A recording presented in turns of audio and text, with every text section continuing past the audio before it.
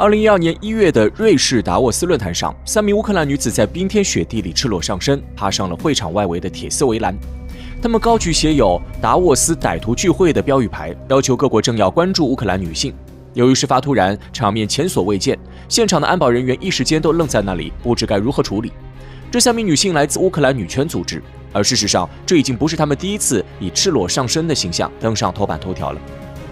但乌克兰女权运动之所以如此激进，根本原因在于该国女性长期遭受压迫的遭遇。而乌克兰女性的遭遇远非受到不公平待遇那么简单。在冷战结束后，乌克兰的女性已经沦为供欧洲乃至世界使用的外销产品。1990年7月24号，对于乌克兰而言是重获新生的日子。被苏联禁止的蓝黄旗再一次在基辅升起，市民一片欢腾。短短1年后的8月24号，乌克兰最高苏维埃宣布乌克兰独立，紧接着又是一片欢腾。此时的乌克兰是什么样子？说是苏联精华中的精华，一点都不为过。80年代末的乌克兰在苏联 2.7% 的领土上创造了 16.5% 的国民收入， 34% 的钢铁， 20% 的电力， 26% 的化工和农业设备，农牧业方面提供了全苏联 20% 的粮食， 60% 的糖和1半的肉类。从联合国成立的那一天起，苏联就在联合国占据着3个席位，其中之一就是来自乌克兰。独立后的乌克兰又从苏联继承了85万军队、上千枚核弹头和无数的先进装备、科研单位。无论在哪个领域，独立后的乌克兰都是一股足以左右欧洲、影响世界的力量。全世界都在关注着他的一举一动。在克拉夫丘克以乌克兰最高苏维埃主席和乌克兰总统身份执政的4年时间里，乌克兰在国际舞台上全面拥抱西方，时刻与俄罗斯保持距离。为了争夺黑海舰队，乌克兰与俄罗斯还差点刀兵相见。看上去对外耀武扬威的乌克兰，似乎能用手中丰厚的苏联遗产，成为欧洲内部一股举足轻重的力量。然而，同外面的火热相比，在乌克兰国内，克拉夫丘克完全失去了带领乌克兰改革的热情。当初为了对抗苏联中央，克拉夫丘克拉拢了本土的各派势力，苏联时代的西俄联盟摇身一变成为乌克兰的统治集团后，独立功臣们都在等着他兑现承诺。乌克兰从一开始就处于豪绅的钱如数奉还，百姓的钱3-7分成的局面中。就像时任鲁赫党主席兼副代表伊万·德拉奇说的那样，克拉夫丘克可能赢了，但我们的议程也赢了。因为克拉夫丘克的议程整合了鲁赫民主党和乌克兰共产党的诉求，乌克兰新政府的每一步都要面临这些党派的掣肘。自苏联解体以后，经济私有化、政治西方化已经无可避免，然而乌克兰依旧在实行严格的价格管制。1996年才通过第一部宪法，确立共和制，直到今天还在议会总统制和总统议会制2种政体间来回徘徊。1992年初，俄罗斯宣布放开物价，该国物价不断上涨，大批俄罗斯人专程跑到仍在使用卢布的乌克兰购买商品。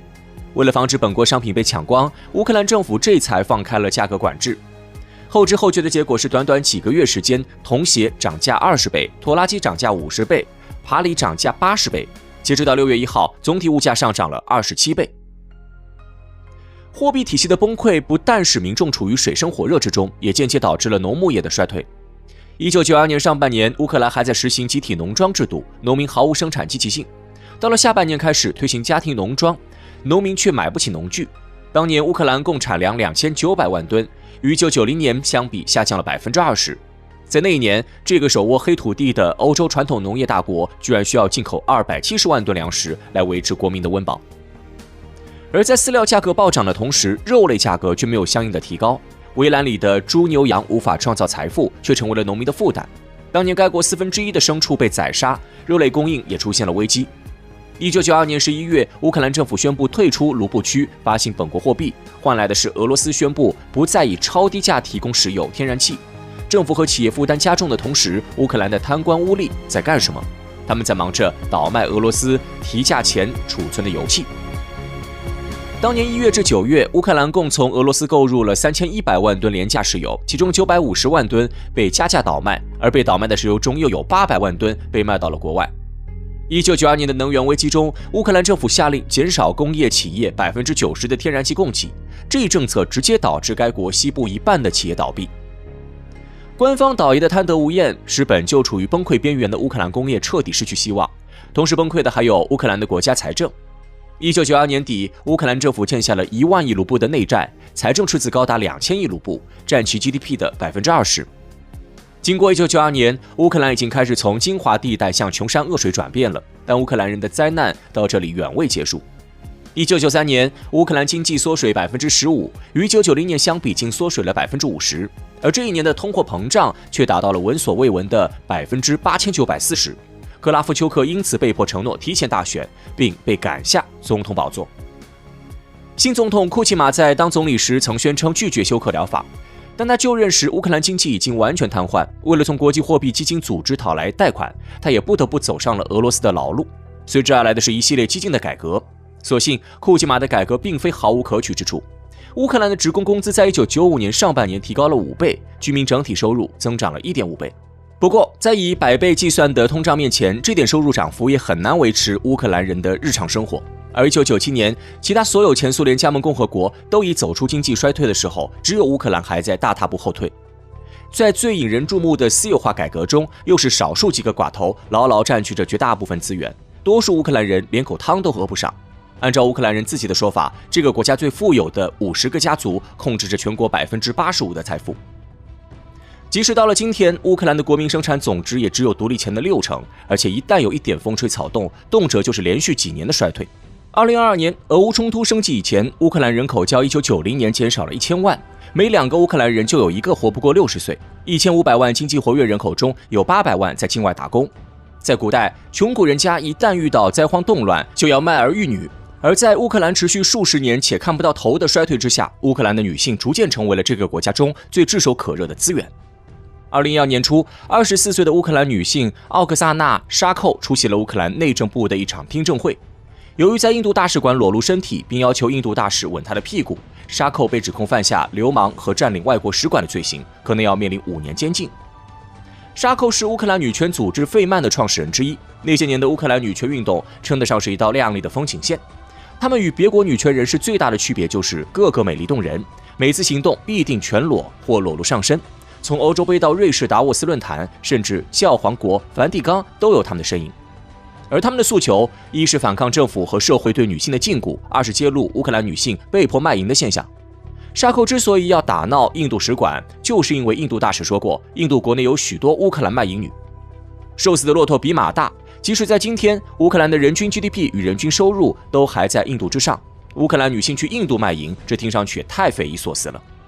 不过，到底有没有乌克兰女性在印度卖身，虽然还不能给出定论，但乌克兰女性卖到了全欧洲，却是所有人都清楚的事实。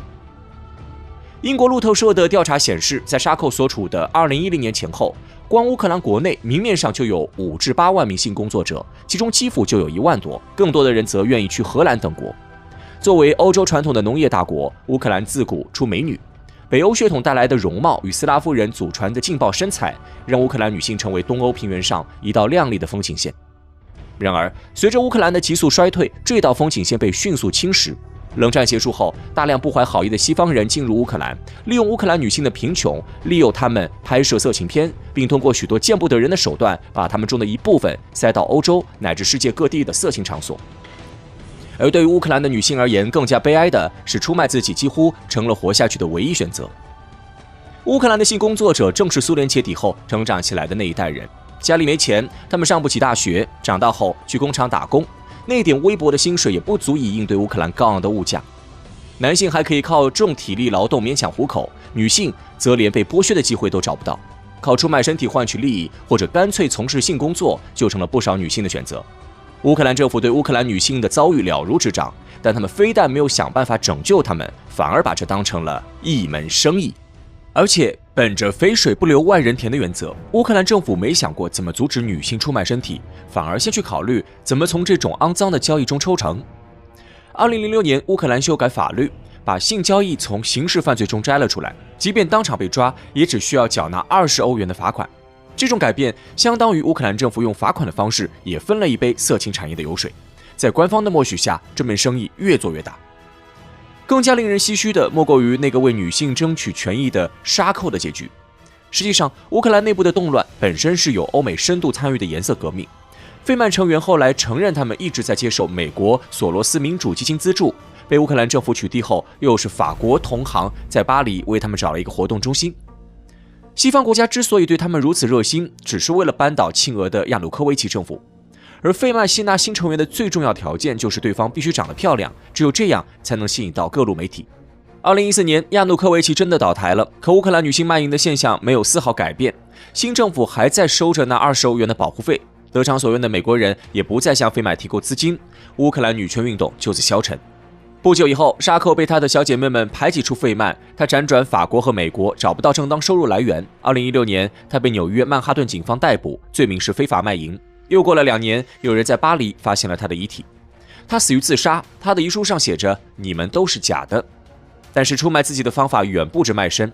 在社会的重压下，乌克兰女性受到的伤害远不止于此。真正让乌克兰沦为欧洲子宫的原因，其实还是乌克兰规模庞大的代孕产业。在乌克兰，代孕是一项完全合法的产业。俄乌开战前的乌克兰街头随处可以见到代孕机构的广告。相对于美国和西欧上10万欧元的要价，一个欧洲客户在乌克兰寻求代孕只需要4万欧元左右。质优价廉的服务吸引了一大批国际客户。另一方面，即使在机构抽成之后，每次2万欧元左右的收入，对乌克兰女性来说依然非常有吸引力。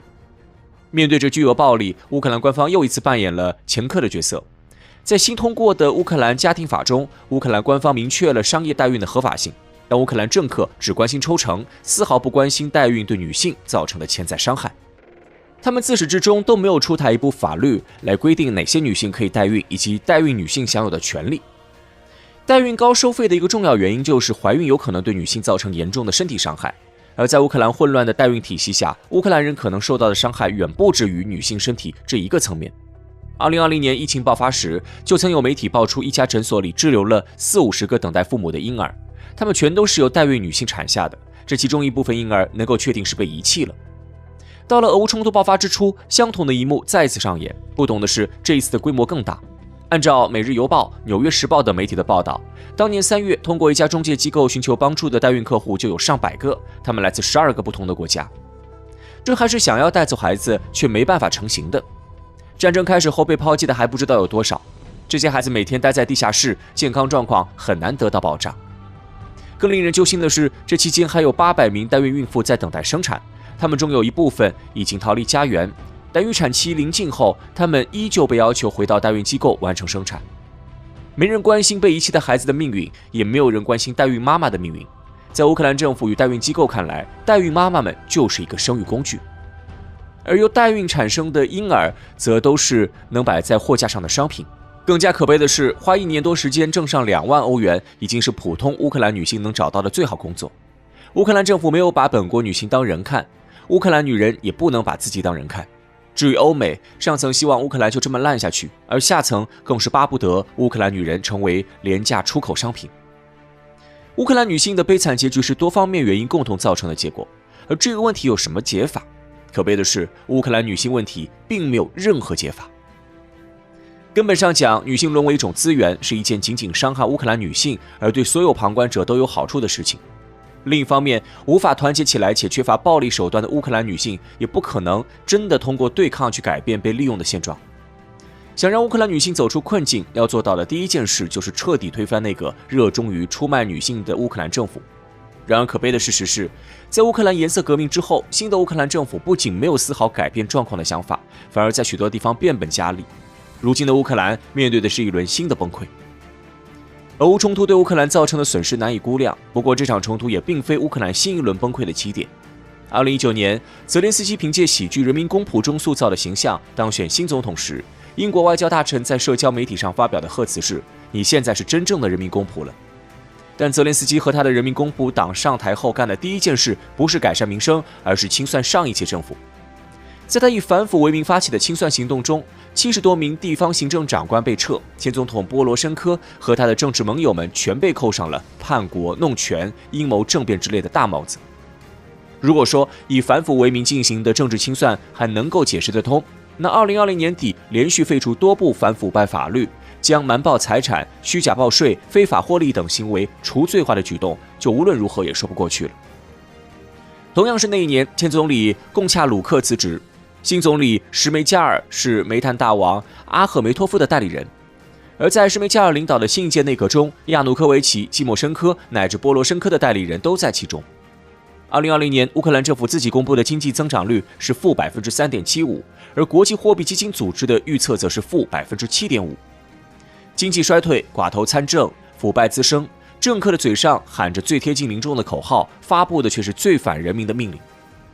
泽连斯基治理下的乌克兰与克拉夫丘克如出一辙。到战争开始前，乌克兰已经经历了6任总统、3次颜色革命。乌克兰民众看似在每一次政权更迭中都做出了自己的选择，但实际上他们不过是被骗到了投票箱前。30多年来，他们从来不能左右政坛，政客也从来不会真正关心他们的死活。2021年底到2022年初的那个冬天，大批民众包围了乌克兰议会和总统府，泽连斯基的政权摇摇欲坠，那或许是乌克兰人最接近当家作主的一次。然而，随着乌东战场上的炮声响起，泽连斯基得以迅速摆脱困境，普京无意间成为了泽连斯基的大救星。战争终有一天会结束，乌克兰政坛依旧，乌克兰人的出路又在哪里？没有人关心，也没有人在意，而忍无可忍的乌克兰人能做出的唯一选择就是跑路。俄乌冲突爆发至今，就连最保守的估计也认为乌克兰的人口至少减少了700万人。如今的乌克兰人口规模仅有开战前的80%，同苏联解体时相比，短短30年过去，乌克兰的人口已经锐减了接近40%。这数据还只是乌克兰全国所有年龄段的人口衰减幅度，在年轻人的数量上，乌克兰的人口衰退则更加触目惊心。统计数据显示，开战以来，乌克兰20到50岁的人口当中，女性减少超过30%，而男性的减少幅度则在40%左右。看不到尽头的战争，终于让乌克兰人明白，留在乌克兰的唯一结局就是被西方与亲西方政府共同榨干最后一点价值。对于如今的乌克兰人而言，润出国门成了唯一的答案。如今，同生死相比，代孕妈妈以及失身女子们经历的那些痛苦，又算得了什么呢？乌克兰用自身的例子告诉了全世界，盲目相信大国、没有负责任的政府究竟是什么下场。而对于乌克兰女性而言，能出卖自己，甚至都成为了值得怀念的昨天。苦难的日子才刚刚开始。